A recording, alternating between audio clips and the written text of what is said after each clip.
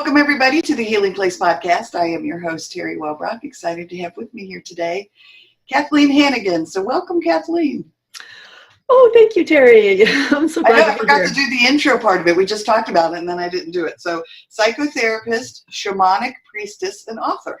Mm-hmm. Yeah, that's some of what I do. I mean, I guess names, what are those things that we call ourselves? That's titles. Titles, yeah. Actually, that's a relevant idea, because one of the things that I write about and I've talked about for years, and I actually have a picture of it in my book, is that our true essence is this beautiful divine child in the center, or what I call our love seed. And then there are all these layers, like the onion, and way outside are the roles we play. Like, they're not really that often connected to that beautiful being inside. And the idea is to get them all connected, That's a beautiful way to look at it. So you just talked about your book. So yeah, talk to us a little bit about it. Yeah, that's been one of the biggest things that I've accomplished in the past, I officially finished it last spring, but it was 580 pages, because once a psychotherapist for 30 years sits down to write what she knows and just do some case studies, and plus, I've been a seeker for so long that it turned out to be a very big book, and I knew that it was too big. And I had someone guiding me, but every time I would tell him, David, I think this is, really too long, he'd say, I like big books, or, well, look at, Autobiography of a Yogi was 520 pages. I said, but he was Yogananda. I'm just me. This is my first book. And he deflected, and he wouldn't really address my concerns. And I wrote to other editors, and they said, oh, you'd be a fool to do that. So very interesting. I had to have a divorce from the person who had been guiding me, but whom I had lost trust in. Okay. And that was devastating, because I was ready to publish the book, but I couldn't feel my joy and excitement about it. And I knew that if I couldn't, then there was something wrong, and I had to listen to that. Yeah. And yet he was telling me something different. And so listening to my gut was like, how could I have written this book about doing such things without doing it, right? Like listening to my own self. So I ended up, through a beautiful series of synchronicities, finding a wonderful editor. And she said, well, what happened? And I said, well, there was a breakdown of trust, and I couldn't co-create with him. And the book is about co-creation. And she said, that's it. You have to have the experience of co-creation in order for the book to be, to carry the energy that you're trying to transmit. So we went through the summer doing that. It was seamless. And so there's a second book almost written and has to be worked with. And so the first book came out November 1st, and it's called Loveseed, the template for birthing a new world. And what I'm told is you can't read it fast, because it's kind of substantive. Yes. It's not lightweight, and I don't think it is, but it's also carries a lot of light. It's just, many case studies, science, mysticism, spirituality, psychology, and my own journey of going through deep, very dark night of the soul later in life. I mean, I'm going to be 67 in a couple of weeks. So this was in my late 50s, early 60s. It's not that long ago. And I will say that in order for me to have written the book that really is about connecting and accessing and sourcing from our love seed, that essential nugget of infinite goodness and potential inside of us, I lost everything. I lost my health for a while, my money. I gave up my practice. I got down to, not that I went out consciously and did that, Teri, really, but it was part of the journey, part of the initiation. And I remember when I realized that, I heard the voice, I heard the critic saying, you're a loser at 61, how could you make all the, and I was like, thank you for sharing. This is a point of power for me. I'm really, everything I need to create the dreams that have lived inside me my whole life is still inside me. I don't need any of that other stuff. Right. including money at that moment, right? Like I eventually got back my practice and all that, but it's like, that's when I realized what Loveseed is. And Wow. that empowered me to write the book. That's extremely powerful. And I love what you just said of, you know, you don't need all that stuff to make your dreams come true. You find a way. You find a way. You hold them so sacred inside that when you hear that voice that's saying you can't, you're a fool, that's a too big a risk, or you've made too many mistakes, or it's too late, you're too old, that one, let me tell you about that one. Right? Yeah. You go, but that's years of witnessing that voice and knowing that it's, you know what, right? It's not the voice of truth. See, and I'm a huge touter of that with people who I say, if you've always wanted, you know, your PhD, go back to grad school. If you've always wanted to start your own business, do it. You're going to turn 50 anyway. You're going to turn 70 anyway. Yeah. Why not pursue that dream? Why not make it happen? Yeah. And bring it to life. It's like you're never going to be fully happy till you do. There's, you know, that which is within us wants to come forth. And we've been taught by all the masters in the sense that, you know, if we don't bring it forth, we have such a deep heartache, you know, and that causes, you know, leads to depression and all kinds of things. Right. You know, and it doesn't have to be, you know, a book or a, like, I'll talk about the retreat center in a minute, but it doesn't have to be like creating a big thing, you know, though I believe everyone has greatness in them, and everyone has their own, what I call original medicine, their own something that no one else has that they can give, that the way the light comes through them, it's like you're a prism that the light comes through that is different than anyone or anything else. Yes. You know, that's a beautiful way to look at it too. What popped into my head was my mom's like this diehard Catholic, you know, goes to daily mass, and she's a big like Saint Teresa fan, and I, you know, she'd always quote all these saint things to me. But one of the things popped in my head, I think it was named after Saint Teresa, but it was do little things with great love. And so that it doesn't have to be this humongous, you know, this big, like you said, writing a book or, you know, opening a retreat center, but it can be that you're doing something like working with a therapy dog. Yeah. Joy that I see that this dog brings to children who are experiencing anxiety or who have had something traumatic happen in their life, and just watching that transition happen from something so simple, from them just wrapping their arms around this furry labradoodle. That is big. It does become big. That's your medicine. That's in that you and the dog are co-creating this experience for the child. I mean, that is medicine. That is like everything. Todos es medicina. Everything is medicine. That's what we say. And or like the person who goes out and you know, there's so much voter registration, you know, trying to keep people from voting, and you go out and you make sure more and more people vote, you know, like that's your medicine. You know, and it, again, being a mother was my medicine for years, and I didn't value it enough back then, but I help a lot of women. A lot of my clients are women and their mothers, and I say, wait a minute, what you're doing now, wait a minute. Like, okay, the culture is just not going to value it ever the way it needs to be valued. Well, I won't say ever, but we still live in the patriarchy. But you have to, we have to, women have to, and not, if you're not a working mom. I mean, I had 3 kids in 3 years. If I had been a working mom, it would have been ridiculous, you know. But then it changed. It changes. Your medicine changes, and you learn. So I have a lot of women's circles, and so if a woman, like one of the women in my group, has had years of dealing with a neurodiverse child on the spectrum, and then the other one has had problems, and so she knows a lot about how to help those kids and how to have self-care when you have kids like that, right? Now, I'm going to be teaching these women how to run groups for other parents like that, right?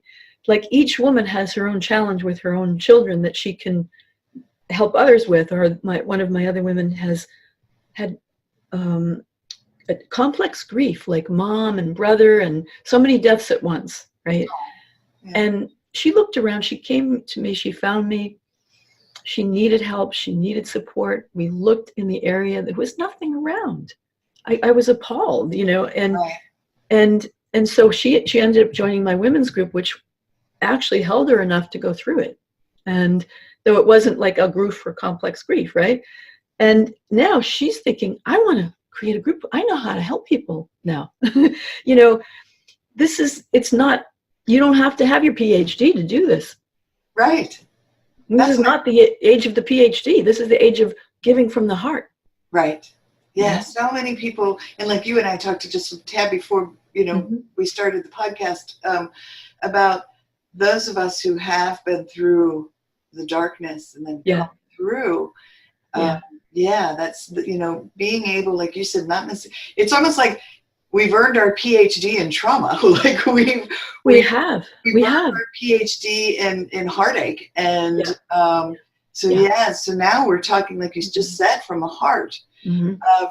Someone said, I just did I'm editing podcast right now, and I interviewed this beautiful soul whose child had died, and so she now runs this nonprofit organization.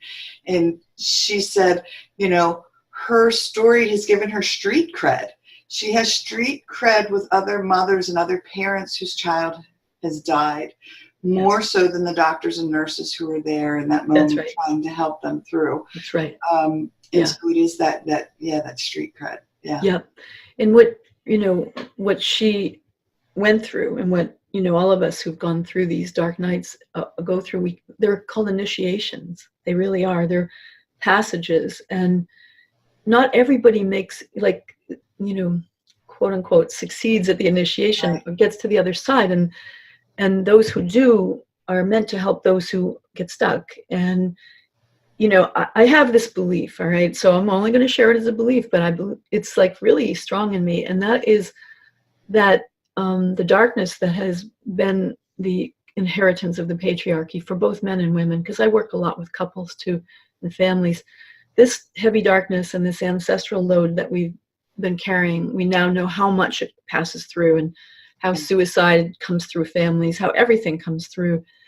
And that as we, in our generation, so I'm a boomer, so then, and I feel like we're at the forefront, and the subsequent generations are going to have not as hard a time if we can do our work, that we do the work. We're like the trees, like the big rooted trees that do the work, and then they can stand on our branches and don't have to suffer as much. I believe that we're not meant to continue to suffer so much. Right. So I'm just putting that out as my own. It's a prayer.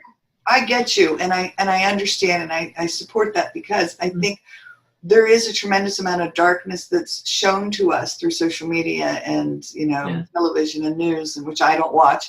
It triggers me, but we're shown so much darkness. But wow, there's a lot of people doing a lot of light work. A lot. Yeah. Like you're part of what I call this grid of light, and I am too.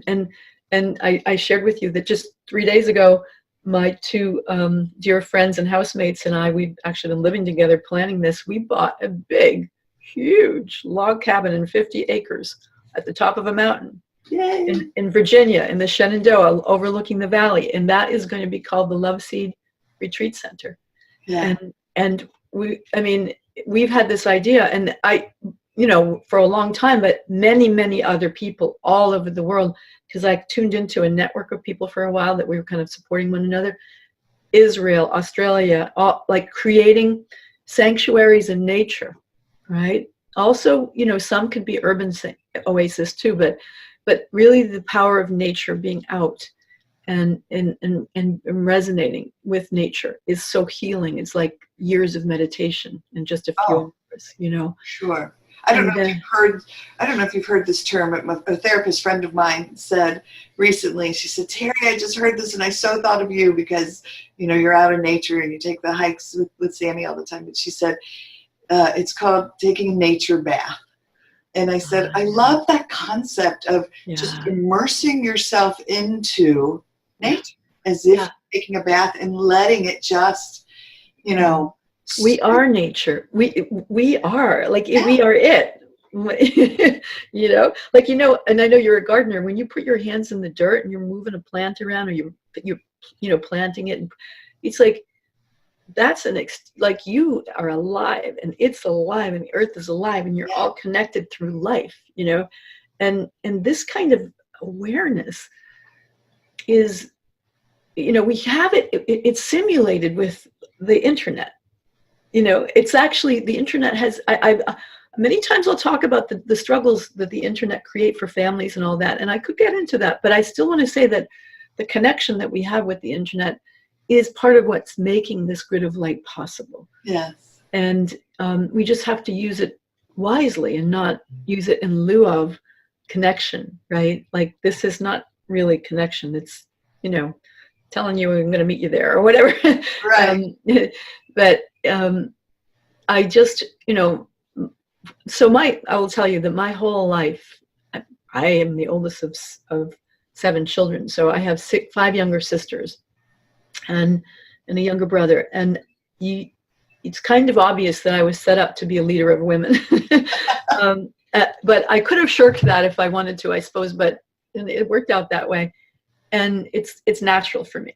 And I have been doing that for a long time. I also love working with men, and I work with couples, and men are coming around. But I will say that whether it's in a couple or in a family or anywhere, when a woman steps into her power, things start changing for the best. That's what makes the biggest difference. And then often men will change for the better as a result. And if they don't, then that's another thing. Right. But because a man who won't celebrate a woman in her power is not someone that, you know, that's kind of the old guard, right? But that's been the powerful thing I've witnessed more and more in my life and become such a part of. But I started doing it 30 years ago, before the Dalai Lama in 2009 said the Western woman will save the world. And he did say that, and he said that because we have the heart and we have the ability. Yes. We have the capability to do it. And I feel it to be not a burden at all, to tell you the truth. I feel it to be a great honor. Yes. And it can become a burden if, and we talked about this, if those of us who are doing the work and getting ourselves out there to help others, if we don't take good care of ourselves, then it becomes a burden. Right. And almost like the mother that guilts her children, you know, the martyr, you know. Oh, right. You know, but when you get behind, when you really connect to that part of you that wants to be the change and make a difference in this world, and you start moving everything in your life in that direction, you know, like, let love lead. It's so much more powerful than getting caught up in the craziness that's out there, right? And because I do live in DC and work in DC and have a lot of clients from the government, I do know what's going on. I do keep up with the news. It would be hard to work here and not know. So I don't put my head in the sand, but I step back a lot from it, and I don't believe most of it. I just, you know, there's some stuff we find out is fact, but it's hard to know what's true and what's not true. So all of that can make us, and does make us, extremely anxious. Right. You know, and there's more and more anxiety. Oh. And more people exhibiting trauma, because as the anxiety of the culture escalates, the trauma that's already in people, and if not earlier, at least by midlife, there's a rumble. Yes. But there are so many ways to work with that now. Right. And that's what's so beautiful. I mean, breath work, brain spotting, plant medicine, you know, so many different ways. Even that's it will be legal soon, you know. Yeah. But you know, and that's sort of my message is, whatever's going on, find a guide to help you. And it's not just about talking, you know, it's about embodying that energy that says, I want to be part of the change. Let me do the work to clear what's in the way. Yes. You know? And that's why I love this podcast, is because I bring so many amazing people on who are doing incredible work like yourself, Yeah. who help other along their healing journey. And it's not just, there is no cure-all for people, you know. No. People will reach out and say, you know, how did you do it? How did you make it through? And I'll say, well, you know, I did EMDR therapy, which was very healing for me. However, I also, as I went through that process, started to fill my toolbox with Ho'oponopono Hawaiian healing. Oh, Ho'oponopono, yes. Yes. One of my favorites. One of my favorites. Yes. I mean, I do that. I practice that, you know. All the time. Yes, I do practice it. I was practicing it yesterday. Yeah. You know, like you said, breath work. And one of the things about breath work, and I've talked about it before, but I want to say it again, is because I experienced severe panic attacks for over 25 years, I was very uncomfortable with breath work when I'd be with therapists and they'd say, you know, talk about breathe. Yeah. I couldn't do it personally because I was not comfortable in my own body, and breath work brought attention to the fact. Yeah. It brought attention to my body. Yes. So I had to do other work first. You're so right. You're so right. I never do breath work right away. You're right, Teri. You have to build a container first that can be capable of the power of the breath moving in the body. And you have to get in the body first, because if you're finding out you have a body by doing breath work, it's a big deal. Right? That's it. Like, I had dissociated so much from my trauma. That was my MO. I would like leave my body and be like, oh, that's happening to another little girl. That's not happening to me. I wasn't comfortable being in my body. So I love that idea of building a container. Yeah. You build the container. You know what else works? Gardening, being in nature. Yeah. One of my most beloved tools is 5 Rhythms Dance. And I recommend it for clients, and often I'll see some of them there. It's this free-form dance that has 5 rhythms to it, and you go through from flowing to staccato to chaos, and you just let out whatever is in you. You're so free, and then you get to lyrical, and then to stillness. And I've literally released whatever. I tell you the truth, I don't get too many big things, big dramas coming in my face anymore, except my own little family, my kids, I got it, my kids. Right? Like family. Ho'oponoponing yesterday. Ho'oponopono family all the time. But like, other than that, I don't get the big ones, but whatever's going on, like, it'll come out. And the DJ is always wonderful. She'll say, let go of that week. It's Friday night, and we just, so that has helped me and a lot of people stay in our bodies. And I love it. I'll have to have me teach it to me, or direct me to somewhere where I can learn it. Look it up, because you may have somebody nearby that does it, and it's international. Gabrielle Roth had discovered it, and she was a dancer, and it's to this beautiful music. And what I see there are old and young, heavy and thin, men and women of every gender and no gender. It's so diverse, of every ethnicity. We all end up there dancing together, and it's lovely. And you're just like smiling through 2 hours of smiling, moving past bodies, sweating, making sounds. When it gets to chaos, it's like, everybody can let go. This is really healthy. Right. This is really healthy. And it's terrifying to many people to even be that free if you've been traumatized. Because, that. You couldn't have done that before, So you don't start with that. But somebody could actually go through a whole healing transformation process using 5 rhythms alone. I mean, if you have the right guidance, it could do it. So again, everybody has their own medicine to offer. And then when you're healing, you have to find what your medicine is. Like, a good practitioner you'll resonate with that person. And, even just now, if you read the website, lots of people will read my website and go, I don't know, there was something about what you said here that I knew that you could help me. Okay. And they present maybe, some family issue, and it's hardly ever what you present. There's usually a deeper thing. And it's so, I'll tell you, I feel so blessed, Teri, to be like I only get better at what I do, so there's no retiring, you know. Right. And I feel so blessed and honored because it keeps me. I have to walk my talk, right? Like I have to walk my talk. But I remember this happened a few weeks ago, and a woman had, I only see her now and then, and she's a big corporate person, and it's really a big thing that she's in therapy, you know, and she's, you know, not a vulnerable person at all, right?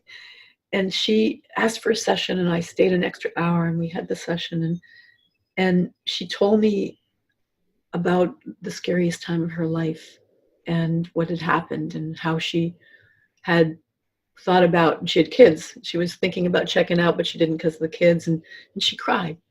Oh. And then she looked up and she said, I've never told anybody that before. And she saw that I was crying too. And because I have mirror neurons, I'm going to feel that, you know. Right. But not sad crying, just like poignant crying, you know. And we hugged and we laughed and all that. And she said, it was about 7:30 at night. And I sat down in my chair and I said, thank you. Thank you. That was such an honor. Like, that was important for her to tell that story. And I was the one she told it to. Right. And I was overwhelmed with like gratitude for having been shown this path to help people, because it's healing for me. Yes. You know, I certainly find healing in it as well. And yeah. I'm that person that, you know, puts all of my truth out there on Facebook, and my poor friends and family have been inundated with. Oh, please. Right. I know. But how many people have reached out to me privately and said, thank you for your truth. Thank you. Yeah. You know, and then opened up to me about, you know, oh my gosh, me too, or oh my gosh, this. And yeah. And I feel honored, I guess. Yeah. Sharing the self, a very important part of being a therapist or a healer like yourself, is like sharing your own story. Yeah.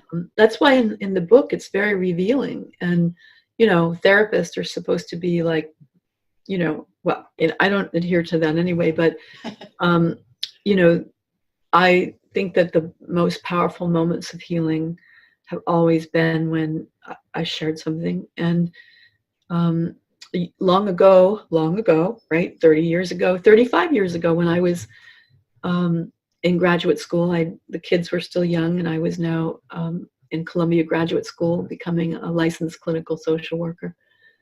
And we had to do group therapy, and I was attracted to psychodrama, which was more of an enactment kind of therapy. And I went to a psychodrama group, and what I learned is that Jacob Marino, he had people reenact things so that they would get out of their head, and that he had said that real healing happens in the real relationship between two people, so that even when you have a therapist and a client, right?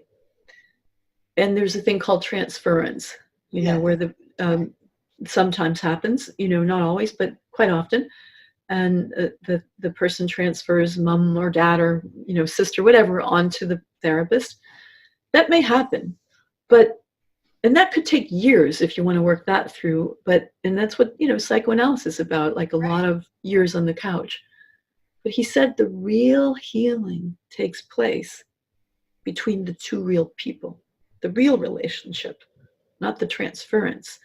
The therapist really caring about the person, and the person realizing that and receiving that. So it's like what he said is love heals, right? Yeah. And that happens when you say, you know, I'm sorry, or I know I've been there. You know, I've felt that shame too, or, you know, whatever it is, you know. And you see, that doesn't take a PhD to do, you know. Exactly. Yeah. Yeah, and it's that street cred thing.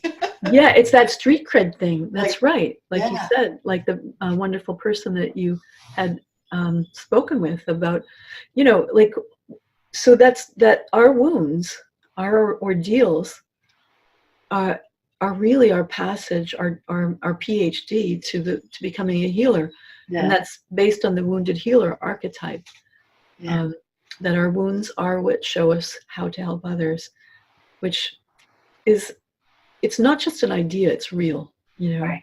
It's And really I talk real. about honoring one another's story, and I think that's similar to what you're just saying, is that, you know, a psychotherapist, whether it's a psychotherapist, you know, listening to someone, or whether it's me receiving a private message, or, you know, whatever it is, if we honor that other person's story, and as we start to honor each other's stories, this world is just going to become more beautiful. It's going to become more trauma informed and more healing. And because while all of our stories are different, in so many ways they're the same.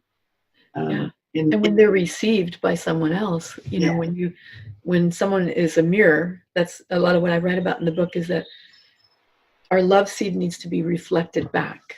Yeah. You know, like we need to share our stories of pain, and and then we can move on and we can share our stories of our magnificence, right? Right. But if you can't hear my pain, you know, I might not be safe to show you my magnificence. Right. Right.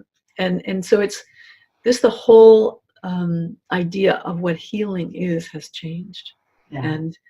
And now with, you know, the work of ACE, where the kids are being treated early and identified. I mean, God, I would have been way high on the ACE scale. Oh, yeah. You know, and it's just a miracle that, you know, I you know, I had a lot of good stuff too. So I found my way, and I had a grandmother. You know, a lot of people get saved by a grandmother. My grandmother Kitty, she's my reason for resilience. I mean, I think that's right. Know, people say, holy crap, Teri, how did you make it through all of that?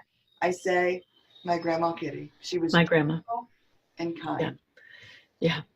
Yeah, and that's, you know, I'm a grandmother now, and it is really, you know, that's what I say too, you know, as we age, staying relevant is really important. And whether you have grandchildren or not, often it's really just good to find a way to be around little ones, you know, because you could be that grandmother to somebody that they say, there was this lady that made all the difference, you know. My heart. You don't know. It's just very sweet. Yeah. I know, right? Or I mean, I had a client once, you know, she it was so bleak, you know, like mom, dad, alcohol, everything, no nurturance, right? And she had to go in the hospital once. I don't know if it was her tonsils or something, but and she was lying on the gurney, and a nurse came along, and she took her hand in her hand, and she said, your hands are so dry here, and she put cream on them, rubbed them in. She said, that changed her life. That's amazing. Yeah. So, oh, you mean that could happen? You don't have to be a nurse to do that, right? That's the biggest message I want to give people, is that everyone has something so powerful and beautiful to offer. Yeah. And to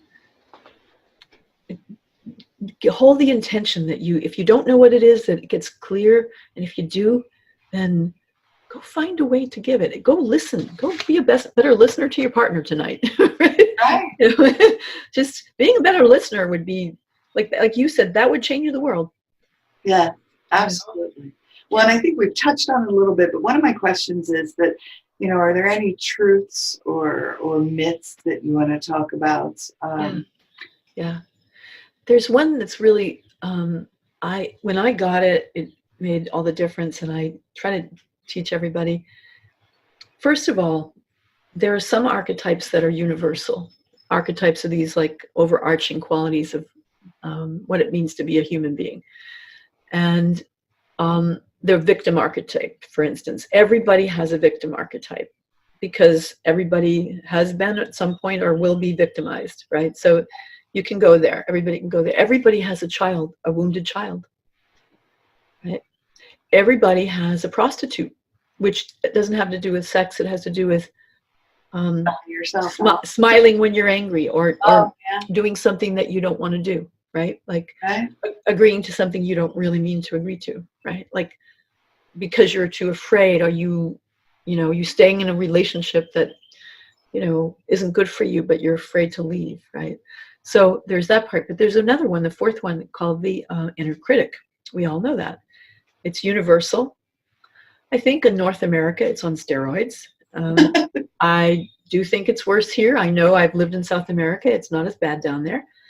And which is really sad, but it is what it is. And therefore, we have to become masters. The voice of the inner critic is never the voice of truth. Never. It is a made-up story. It's ingested. It's installed. It could be from the culture, from religion, from parents, from whatever. It's attempting to keep you small, to keep you safe. So it'll tell you you're a loser, so you won't go on that endeavor that you had been dreaming about. And if you remember that it's not the voice of the truth, then you can start to, you can't make it go away, but you start developing the voice of the compassionate witness that goes, thank you for sharing, but, we're going to do it anyway. Sorry. and so that's a really important thing, I think, when people get that. And you can even give it a name if you want and put it outside your head. Name it Claude or whatever, Melba. I have a client that named her inner critic Melba. She says, Melba tells me I'm really a loser lately. And I said, what'd you say? She said, well, I know I need to get going on this project. So I was thinking there was some truth to it, but if I just get going, I won't be a loser, Right. So, that's a really important one. And I think the other thing is that self-compassion goes a long way. Like it's so important to learn how to be compassionate toward the self, which is really what Ho'oponopono is about. Yeah. Is very, very healing. And it's what allows you to sustain compassion for others. So it actually comes before compassion for others. Oh, agreed. It needs to. Yes. It needs to. So, and the other myth is that we can't heal from that. Like there's irrevocable damage. I don't think so. I mean, short of the brain being, like a part of the brain being damaged or something, but, there's always room for transformation. Yes. We're so resilient. We're part of nature. And when you cut a branch, it will heal over and it will grow. And that's natural for us to heal and grow. It's just the way we are, Right. And the idea is to make, the conditions good so that will happen. Yeah. And, Two things popped into my head when you were talking about that was one, brain plasticity studies, and it's showing how even if we do have trauma, adverse childhood experiences, and we've had like my resulting panic attacks, I always thought I was just going to be quote unquote broken. Yeah. Things had happened and I was forever impacted by it and there was nothing I could do about it. And then, as I started on this healing journey and discovering so much and reading everything I get my hands on and, like the body score and, whatever, all these books. Yeah. And then brain plasticity studies and realize, no, the brain is malleable. The brain is changeable. And so we can create new habits and we can do, have different thinking patterns and nature, very healing. And new pathways, literally new pathways. New neuron pathways, like actual new neuron pathways. Yeah, to have them firing. It's called memory reconsolidation. Now we understand how it works and how like EMDR works and all that. Right. And you know what, Teri? All of that research didn't happen until the early 90s. And so up until then, and I started practicing in 89, right? And it's a year Prozac came out. And I will say that the effect of big pharma on healing has been disastrous. Yeah. I can really go off on that. I'm just going to be like zip because I take no meds. I take 0 meds and I refuse. And there are some people that need it, but what most of the people on medication. In fact, the Dr. Francis, who, you know, spearheaded the DSM, he's the biggest spokesperson against it right now. Of all, he said it's bullshit to try to diagnose mental illness because so many different symptoms of trauma can look like ADHD, can look like bipolar, and so we have to. It is what it is, right? It is what it is. But I saw that happen, and I saw it change people. Yeah. And it's a beautiful, much more of a return, I think, to the natural, taking nature back. And then there's also a second psychedelic renaissance using beautiful, mushrooms and ayahuasca and plant medicine and all kinds of. Well, CBD oil. CBD oil, that's so powerful. So using plants in that way. Right. Denver just legalized psilocybin yesterday, I heard, but I'm kind of in the forefront of all that right now of, studying this and being prepared for it, and even getting legal ability to do that, because as we've changed as human beings with internet and our pace and the pace of life being what it is, 10 years, 4 times a week on the couch isn't going to cut it. Right. And you can have these experiences, and they are life altering and literally changing the brain for the better. So that's sort of my new frontier that I'm playing with right now. And I always mix it with the shamanic, with, being connected to the earth. And then we have the retreat center. So my summer is going to be spent furnishing and making a retreat center beautiful. Right. Yeah. Oh, that's so exciting. I love it. And my son is in Denver, so. That's like, yeah. Yeah. I mean, you need. I think people need to learn how to use it. Like, not, to use it medicinally is a whole other thing than to use it recreationally. And that's, I think, and it was very powerful in the 50s and 60s. And then Timothy Leary had the big counterculture, and the government realized, oh, they're figuring everything out, and then it went underground, but it's back. Yeah. Ironically, at the same time that, white supremacy and all that. So there's like this polarity at this time, and to be a healthy person at this time, you have to walk between it. You have to, you can't deny the darkness, you can't deny all that, but you've got to really strengthen the part that is growing in the light. Agree. My cholesterol was creeping up recently, and my doctor, she knows how I am. She said, what are you going to do? She was like, I want to give you a prescription. And I was like, I'm not going to take a pill for it. Don't throw a pill at it. No. So I took some flaxseed oil and started eating, avocado. I started eating I researched, fats. Yeah. What's going to bring down the triglycerides and the bad cholesterol and increase the good cholesterol. And so, obviously exercise, starting to step it up, join the gym so I could get in the pool. And so did all that. And then I said, let me check it in 3 months. Let me do it my way. And check it in 3 months, went back, and she was like, all right, you're right. You're fine. Wow. Congratulations. This is right. The plants. Yeah. It's so, I'm so grateful that I work with a lot of young people, a lot of millennials, and they're getting it. They're kind of understanding that there's a need to return. That's a big message I have to them. Like, don't get too digitalized. Don't forget nature. Right. So we live in such beautiful, powerful times, Teri. Yeah, I love it, and I love the awakening that's happening. It's powerful. I've never seen so many people coming in 30 years. Coming and saying, I'm in crisis, this is going on, and I know it's my wake-up call.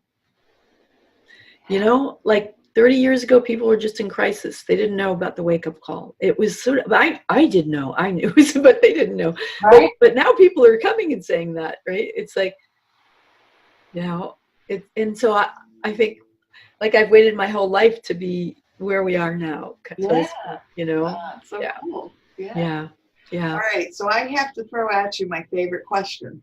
Sure. Which is, if you could meet anyone, dead or alive, to help you with your continued journey, who would it be?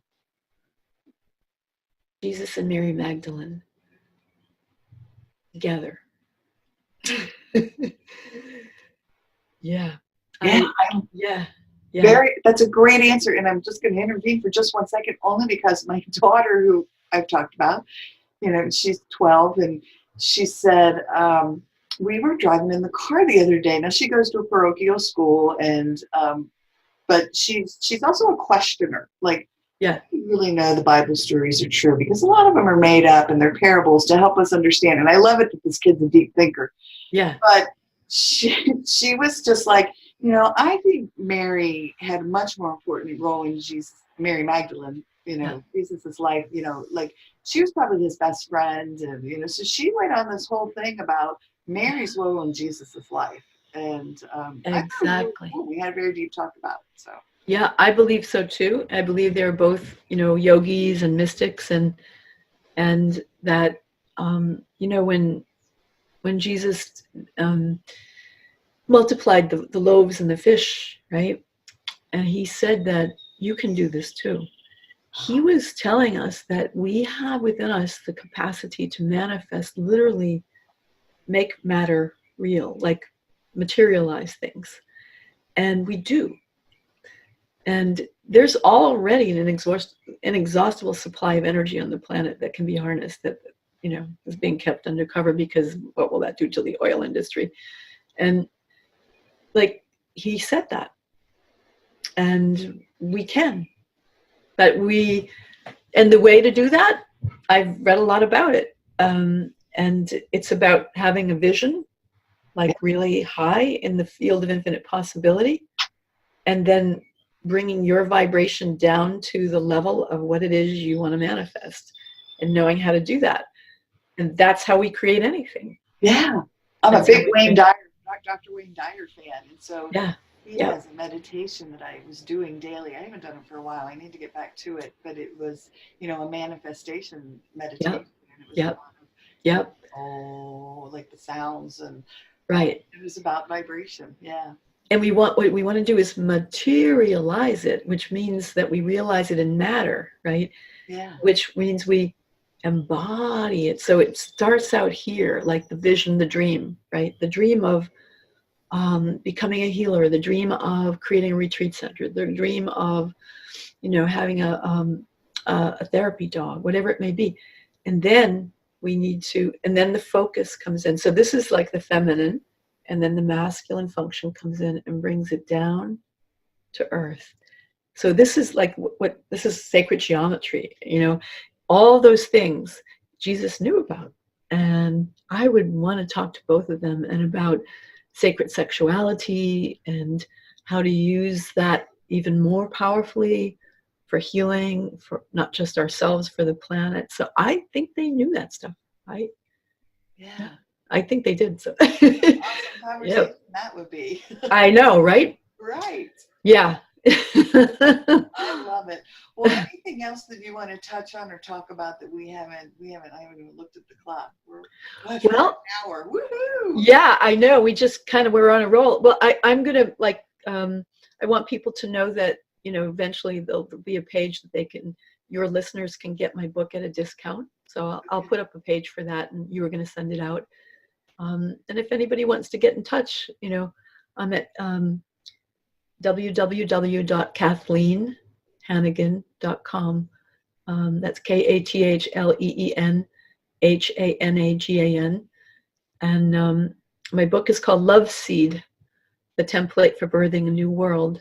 And if anybody reads it, please write a review. Let me know how it affected you, because it's my gift of love to the world. It's just, I tapped into a lot of love to write it. Right. So. I'm in the middle, or I guess you should say at the end of finishing up mine and my manuscript, and I get it. Like, so beautiful. Into it. Yeah. You want to hear? It's right in front of me, so I'm going to read it. And so this is encouragement for you, or for anybody who knows that their medicine is a writer. Okay. All right. And this is an affirmation. I got it from my publisher. My message and my words are worthy and bless everyone who reads them. I honor the calling of my soul and share my ideas with courage and kindness, wrapping my signature vibration around every word I write. Oh, that's really cool. Wow. Yeah, I know, right? Signature vibration is your original medicine. You wrap it around every word. Yeah. Yeah, that makes you want to write, doesn't it? Yes. I have to go finish that chapter. Good for you. Oh, thank you. This has been so delightful. I could talk forever about these things. Me too. We could sit here and talk for another couple hours and write. Yeah. Yeah. And I hope it helps somebody, many, Yes. and, that you can, no matter where you are, you can transform, you can change for the better. It's true. Absolutely. Yeah.